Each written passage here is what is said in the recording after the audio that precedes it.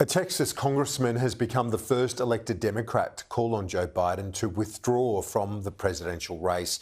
Lloyd Doggett says the 81-year-old was unable to defend his many accomplishments and expose Donald Trump's lies during last week's debate. In a statement, he says, "My decision to make these strong reservations public is not done lightly, nor does it in any way diminish my respect for all that President Biden has achieved." The White House has come to the defence of the president. The president's saying, I am not a young man. I'm not as a smooth talker as I used to be. I don't walk as easily as I used to. I don't debate as well as I used to. I mean, the president is admitting and saying, and this is not the first time, right? He's talked about his age. He's joked about his age many times before. And so you heard that directly from, and we are acknowledging what people are seeing. Let's get some analysis. I'm joined live in the studio by Mark Watson. He's Senior Fellow at ASPI. Mark, thanks for your time. Now, these calls had been, in the discussions, the aggressive panic, as it was called, was happening behind closed doors. Now, public calls for Biden to step down. That's very significant. There's clearly been a change in tone there coming out of senior Democrats. Overnight, Nancy Pelosi, a real grandee of the Democratic Party, first elected to Congress from California in 1988, I think. And she initially was part of the wall around the president, and now she's saying it's good that we have these discussions about fitness for office. And as I say, she's from California. The leading candidate probably to replace Joe Biden, if that happens, is Gavin Newsom, the governor of California, a telegenic 50-something-year-old, and some of the biggest donors to the Democratic Party are from California. You don't need a new box of crayons to join those dots. Indeed. And you've got the argument, basically, that anyone, whether it be Newsom or Gretchen Whitmer, a governor in Michigan, because there is an argument you go for someone in a swing state like Michigan and a woman as well, that she might be more potent. But then the whole question is, how do they get it done? How do they get it done in the time frame? And how do they get it done without getting Kamala Harris being the nominee? Because that is seen as not a great option either for the Democratic Party. No, that's a real hurdle for them to clear. You would have to bypass a sitting vice president in Kamala Harris, a woman of colour, to get to another candidate outside the current White House vice presidency. She would almost have to agree on some level to do this. Otherwise, the ruckus inside the party would be so great, I think.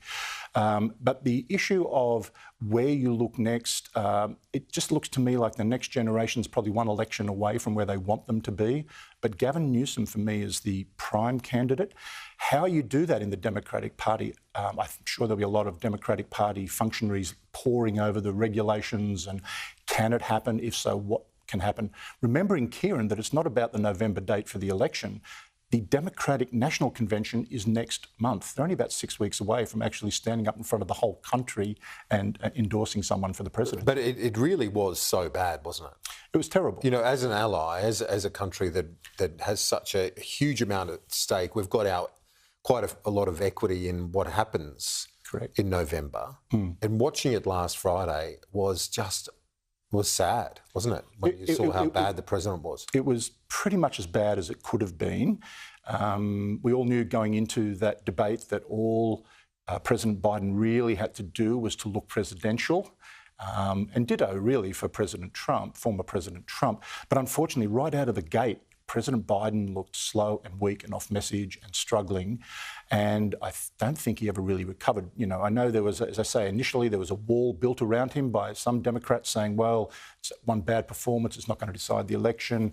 That tone is changing now not just inside the Democratic Party, but in their public statements. Well, how many excuses have they had? First of all, he had a cold, and then secondly, many excuses. It was the time of day, and then he said in the last couple of hours to Democratic donors that he'd had all this international travel prior to the debate, but he'd been in Camp David for a week before preparing and resting. Just over the weekend, Carl Bernstein, one half of the Bernstein and Woodward Washington Post pair that investigated Watergate, which led to the resignation of President Nixon. So no, anti-democratic journalist by any stretch. He said that his Democrat insiders have been saying for 12 months they have noticed a marked decline in President Biden's mental acuity. Now, that's secondhand from a journalist in Bernstein, but nonetheless, it sounds like, in a way, the Democrats have created their own problem. They've ignored a problem, and ignoring a problem never solves a problem. Yeah, that's very true. Speaking of problems, but maybe one avoided and delayed for Donald Trump with that immunity, the presidential immunity decision by the Supreme Court. Still got legal questions, but this certainly adds a delay and an element of confusion that probably takes this all the way to the election before there's any resolution. I think that's right.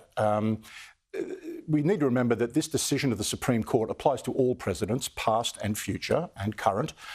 It's not a decision that's solely about President Trump, but there's no doubt in the short term, I think it works to his political advantage in that there's almost no way that these major criminal proceedings will be finalised ahead of the November election, and that certainly, I would think, works to his political advantage.